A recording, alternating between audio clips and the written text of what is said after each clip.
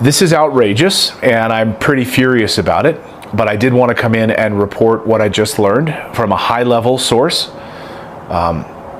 This is confirmed, by the way, at the highest levels, that this is about to happen. The FBI, according to my source, is about to wrap up their investigation into the assassination of Charlie Kirk. They're done. Just 10-4, I'm still about 15 out, but the 1-2 unit that's going to be up there to interview. As per FBI and FBI, we've been given clear direction not to interview, confirming negative interview until they get there. 140, we were not going to interview. We are just... I want to stick to the gunshot. I mean, that's where you're an expert, and that's where you smell a rat deep down. Can you walk us through? And really, am I putting words in your mouth when I say that you think this is 100% a lie, the official story they're telling us? Yes. Yeah, it's a complete fabrication. 30-6.30-06. When it's fired out of that cartridge, it's propelled with a force of about, traveling at speeds upward of 2,000 feet per second, and tremendous force.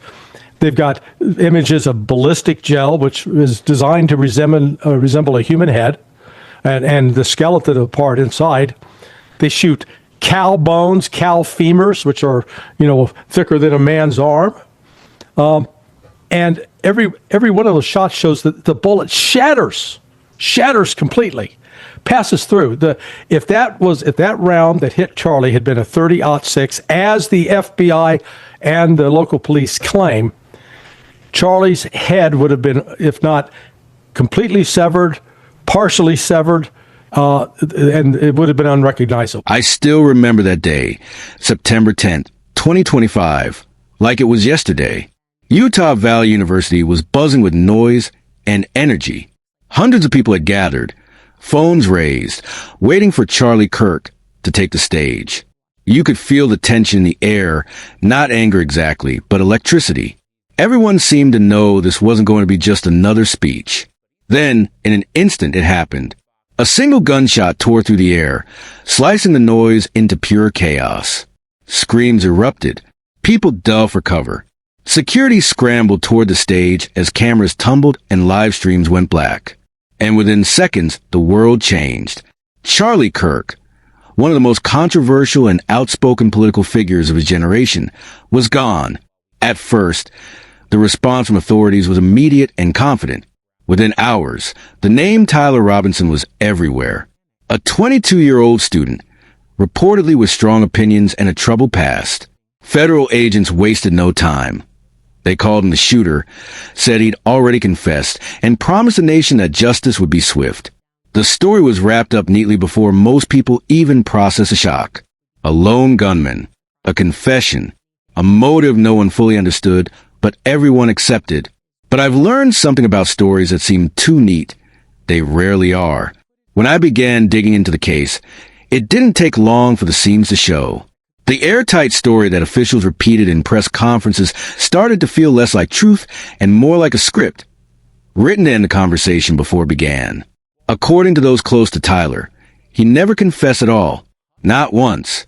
There was no audio recording, no written statement, no signed document, nothing. His family insists that the alleged confession was a fabrication, a convenient headline used to make the case look complete before the facts could be questioned. And that's when I realized that confession never existed, then everything else might not either. Because in the justice system, a confession is a cornerstone. It's what juries hold on to, what the public believes, and what the media amplifies. If that cornerstone is fake, the entire foundation collapses. So the question became simple and terrifying. Why would federal agents swear under oath that he confessed if he didn't? Was it a misunderstanding? A manipulation? Or was it the first step in something far bigger? A cover-up designed to protect someone else? Every clue I uncovered pointed to the same unsettling truth. The case wasn't just about who pulled the trigger. It was about who needed it to end there.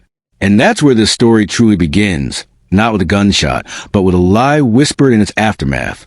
The deeper I went, the clearer it became. Tyler Robinson didn't fit the image of a cold-blooded assassin. He wasn't a military-trained sniper, a political extremist, or some mastermind hiding in plain sight. He was an ordinary young man, one who loved hiking, played guitar, and had never been convicted of a violent crime. So how did he become the face of one of the most shocking assassinations in modern America? When I finally got my hands on sections of the case file, I started to see the pattern. It wasn't about what they proved. It was about what they presented. Prosecutors called the evidence overwhelming. They spoke of text messages that showed planning and intent, DNA found on a towel wrapped around a rifle, and a rooftop vantage point that supposedly placed Tyler at the scene moments before the shot. But when you actually look at the details, the holes are impossible to ignore. Those text messages, supposedly the smoking gun, are now being questioned by multiple digital forensic experts. Some claim the metadata doesn't match Tyler's device, meaning the timestamps could have been altered. Others argue that the texts themselves might have been fabricated or planted through clone phone activity, something not uncommon in digital tampering cases. And that rooftop? Not a single credible witness saw Tyler climb up or down before the shot was fired. No timestamped photo. No video evidence. Not one person who could confirm he was ever there. Instead, the prosecution leaned heavily on a blurred video of a shadowy figure climbing down from the roof after the gunfire. But the clip is grainy and indecipherable. It could be anyone. Yet in court, that was treated as proof. It was as if every piece of this puzzle had been crafted for optics, not accuracy. Then came the viral footage that flipped everything on its head. Seconds before the gunshot, Charlie Kirk's bodyguards can be seen exchanging subtle gestures. One adjusting his cap, another gripping a railing and looking toward the side of the stage. To some, it looked harmless. Routine security behavior. But others noticed the timing, perfectly aligned with the final seconds before the shot. Online analysts slowed the footage down frame by frame, noticing how the movements formed a pattern. One gesture, a nod, then another. It looked less like chance and more like choreography. And when the FBI was asked to comment on the footage, silence. No statement. No clarification. No release of the full, unedited clip. Coincidence? Maybe. But when coincidences stack this high, they start to feel deliberate. The truth is, Tyler Robinson looked like the perfect suspect. Young, isolated, easy to frame, and easier still to forget. But the question I kept coming back to was simple. If the government's evidence was truly solid, why did it feel so fragile the moment you looked closer? When the official surveillance clips were finally shown in court, I expected answers. Clarity. Proof. Something that could make sense of the chaos that took Charlie Kirk's life that day. But what I saw wasn't proof. It was confusion, an intentional kind. The footage begins moments after the gunfire. You can see the crowd scatter, guards rush to the stage, and then, in the far corner of the frame, a single blurry figure climbing down from the rooftop. No face, no weapon, just a shadow moving quickly, blending into the panic. But here's the thing that made my stomach turn. There's no footage of anyone going up. None. How does that happen? How can a campus filled with cameras, surveillance, media drones, live streams, capture someone coming down but not going up? When I asked a retired security consultant about it, his response was chilling. He said, "That's not an accident. That's editing." Investigators brushed it off. Of course. They claimed the sent footage was probably lost, corrupted, or simply not recorded at all. But people who were there that day, event staff, student journalists, even security volunteers, swear otherwise. They remember every corner of that rooftop being monitored. They remember seeing cables, flashing lens lights, and surveillance boxes active hours before the shooting. So if all that equipment was live, where did the footage go? Who handled it before investigators made it public? Then came the moment that changed everything. A student bystander uploaded shaky phone footage online. A video no one in the courtroom had seen before. It's grainy, chaotic, but what it captured was impossible to ignore. In the second before the shot, one of Charlie's bodyguards raises a hand. Another adjusts his earpiece, nodding slightly. And then bang. The single shot that silenced the entire auditorium. To the untrained eye, it could mean nothing. Just routine security behavior. But timing doesn't lie. The gestures happen seconds before Kirk drops. And to this day, the FBI refuses to release the full uncut version of the security footage that might explain those movements. I've seen agencies make mistakes. I've seen footage misplaced, mislabeled, even lost. But this felt different, coordinated, controlled, as if someone wanted the story to stay incomplete. When journalists press for updates, the FBI's response was brief. The video is under review. That was 3 weeks ago. Since then, nothing. No statement. No follow-up. Just silence. But silence, when it comes from institutions built on accountability, starts to sound like fear. And in that silence, a darker theory took root. One that suggested Tyler Robinson wasn't the shooter at all, that he might have been placed in the perfect position to take the fall. Because if that shadow on the roof wasn't Tyler, then who was it? And why has every frame that could answer that question conveniently disappeared? When prosecutors announced that Robinson's DNA was found on the rifle, the public reaction was instant. Headlines lit up like wildfire. DNA links shooter to weapon. News anchors repeated it over and over until it became truth in people's minds. The case, they said, was sealed. But when I started talking to people close to the investigation, especially the forensic analysts who handled the testing, a completely different story began to emerge. The DNA wasn't found on the trigger. It wasn't found on the handle. It wasn't even found on the inside of the rifle case. It was found on a towel. A simple, white towel wrapped around the weapon. And that towel, according to the chain of custody report, had passed through multiple hands before testing. Law enforcement, evidence technicians, even janitorial staff who handled the storage room. It's impossible to say exactly when the DNA was transferred. One analyst, who asked not to be named, told me bluntly, that towel could have been touched days later. It proves nothing about who fired the gun. That alone would have been enough to raise questions. But then came the screwdriver, the tool allegedly used to open the rooftop hatch where the shooter supposedly climbed. Prosecutors claimed it bore Tyler's fingerprints. It was their second smoking gun. But when the defense requested full forensic documentation, something strange happened. The testing logs were incomplete. Entire sections were redacted, missing timestamps, and one report simply marked classified. Classified on a domestic homicide case. A source inside the lab later confirmed that at least 2 items in the evidence list had been temporarily misplaced before reappearing weeks later. No official explanation was ever given. It all pointed to one disturbing possibility: evidence tampering. Think about it. The towel, the screwdriver, the missing timestamps. Every physical link tying Tyler Robinson to the crime had some kind of contamination issue, either through chain of custody breaches or unexplained handling. And yet, the prosecution moved forward like none of it mattered. When I reached out to the lead investigator, his only comment was, "The evidence speaks for itself." But does it? Because when evidence speaks with this many contradictions, you have to wonder who's doing the talking. The more I dug, the clearer the picture became. Someone wanted this case wrapped fast. A neat conclusion. A name to attach to the headline, so the public would stop asking questions. But that's not how justice works. The truth doesn't move on a deadline. And if the DNA and fingerprints were questionable, then maybe Tyler Robinson wasn't just a suspect. Maybe he was a diversion. Because what investigators found next, on his phone, would unravel everything they thought they knew about the day Charlie Kirk was killed. They call it the final piece. The digital smoking gun. When the prosecution first revealed that phrase in court, the crowd leaned forward. This, they said, was the undeniable link between Tyler Robinson and the crime. His phone, his laptop, his own digital footprint. They claimed it contained everything. Google searches for Charlie Kirk's tour dates, firearm specifications, ballistic data, even maps of Utah Valley University. It sounded airtight. Too airtight.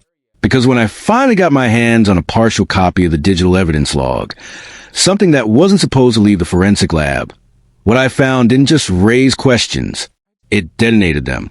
Some of the timestamps didn't make sense. Entire searches were logged during periods when Tyler's phone had been switched off based on tower ping data. Others were recorded after his device was already in federal custody. Let that sink in for a second. Searches appearing after his phone had been seized by investigators. That isn't an error. That's impossible. For those who understand digital forensics, metadata is everything. It tells a story no one can hide, what was searched, when, and by whom. But here's the dark truth. Metadata can also be rewritten. You can clone a drive, change a system clock, or insert fabricated entries, all while keeping invisible to anyone who doesn't know where to look. And that's exactly what one cybersecurity analyst told me might have happened. He leaned across the table and said, if they want a motive, they could create one out of thin air. All it takes is access and time. When you realize that Tyler's devices were in custody for over 48 hours before any defense representative was even notified, that access and time suddenly becomes a lot more suspicious. But what's more telling is what wasn't found. There was no manifesto, no email drafts about Charlie Kirk, no group chats, no encrypted conversations, no posts, no journals. Nothing that revealed any hatred, obsession, or ideology. In fact, the only consistent trace in his browsing history was something entirely different: music, gaming forums, and job applications. So if the government truly found a digital trail, why does it look more like a breadcrumb path someone else laid down for them to follow? Then came the moment that shifted the entire public conversation, when political commentator Candace Owens spoke up on her live broadcast. She said it plain and without hesitation. Tyler never confessed. He never wrote those messages. He's being used to silence a narrative that doesn't fit the system's agenda. Those words hit like thunder. Within hours, social media exploded. Some called it reckless. Others called it the first honest thing anyone had said about this case. But underneath the noise, one truth started to emerge. This wasn't just a case anymore. It was a collision between narrative and evidence, between the story they told us and the one we weren't supposed to see. Because if the digital trail was fabricated, then every other piece of evidence, every photo, every fingerprint, every frame of footage comes under suspicion. And that's when it stopped being about Tyler Robinson's guilt and started being about the system itself. As I sit here reviewing my notes, hours of testimony, hundreds of pages of reports, one thing has become painfully clear. This case was never just about Tyler Robinson. It's about something much larger, something systemic. The agencies that promise transparency now hide behind layers of red tape, court orders sealed, ballistic tests classified, audio recordings marked sensitive.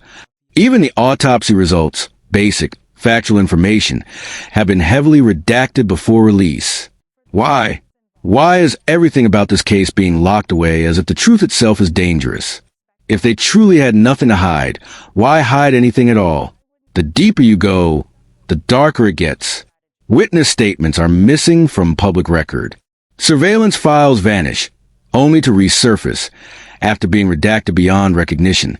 Entire data logs have been scrubbed from university servers without any explanation. To the public, it looks like order. To those paying attention, it looks like fear. Fear of what the truth might expose.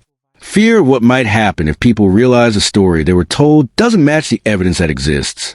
And while both families, the Kirks and the Robinsons, stand on opposite sides of this tragedy, they now share one haunting reality. Both have been betrayed by a system that seems more interested in control than closure. Charlie Kirk's death should have united people in truth. Instead, it's divided them in doubt. Every press conference feels rehearsed. Every new finding feels staged. And every time officials are pressed for answers, they retreat behind legal jargon and ongoing investigation statements that tell us absolutely nothing. It's not just a cover-up anymore, it's erosion. Erosion of trust.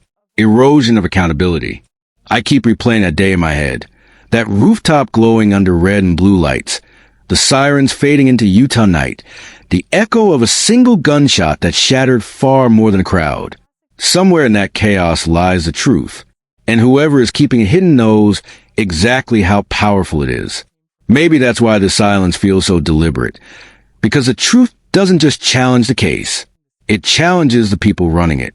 The question that keeps me up isn't who fired the shot anymore. It's who benefited from it. Because every lie, every omission, every classified file seems to lead back to the same chilling conclusion. This wasn't a failure of justice. It was an orchestration of it. So I'll keep digging. Not because I expect the system to confess, but because silence is complicity. And complicity is how lies become history. And to everyone still watching, still questioning, don't stop. Because this story, the shot that ended Charlie Kirk's life, isn't finished. It's just waiting for someone brave enough to uncover what really happened on that rooftop. As the court adjourned that day, the room fell into a silence, so heavy it felt like a physical weight pressing down on everyone present. Tyler Robinson had spoken, but not in the way anyone had expected. His words, "They told me to do it," still echoed in the hallways long after he was led away in handcuffs. Some call it a confession. Others called it a desperate attempt to shift blame. But one thing was undeniable. It reopened a wound that the public thought was starting to heal. Outside the courthouse, cameras flashed as reporters shouted questions no one could answer. The prosecution stood by their case, claiming Tyler acted with full intent. The defense painted a different picture. A young man manipulated by forces he could not control. But behind those two competing narratives lay something far darker. There were still unanswered questions. There were still names that had been whispered but never spoken publicly. And most importantly, there was still a chilling possibility that Tyler might not have acted alone. In the days following his confession, investigators re-examined old pieces of evidence. A phone record that had been dismissed months ago suddenly seemed relevant. An email chain between two individuals connected to Tyler appeared to suggest premeditation. But by whom? And why did certain surveillance tapes from that night mysteriously vanish from the evidence database just weeks before the trial began? Each discovery added another layer to a case already steeped in secrecy and contradiction. What makes this story truly haunting isn't just what Tyler Robinson said in court. It's what he didn't say. When asked who they were, he went completely silent. His eyes fell to the floor, his voice trembled, and he refused to elaborate. That silence said more than words ever could. It suggested fear, deep, suffocating fear. Fear of someone or something far more powerful than himself. And perhaps that's the most disturbing part. Because if Tyler wasn't lying, then whoever they are still walk free today. The public began to demand transparency. Social media flooded with theories. Some believed Tyler was covering for a criminal organization. Others thought he was mentally unstable, creating stories in a desperate attempt to save himself. But among all the noise, a quiet, unsettling question started spreading. What if he was telling the truth? Journalists began digging. Whistleblowers came forward. And suddenly, a new investigation emerged, not just into Tyler Robinson, but into the entire chain of events that led to that fatal night. The deeper they dug, the more inconsistencies they found. Missing reports, suppressed testimonies, and one chilling revelation, a possible cover-up by people in positions of authority. The truth is, no one knows exactly what Tyler meant that day. But history has shown that behind every shocking courtroom confession lies a bigger story, one hidden beneath layers of fear, manipulation, and silence. Tyler's case may not just be about guilt or innocence anymore. It may be about who controls the narrative and who's willing to destroy anyone who dares to expose it. As this case continues to unfold, one thing is certain. This story is far from over. Tyler Robinson's words will continue to haunt every corner of this investigation until justice, real justice, is finally revealed. Because when someone says, "They hired me," the question isn't just why he did it. The real question is, who made him do it, and why are they still free?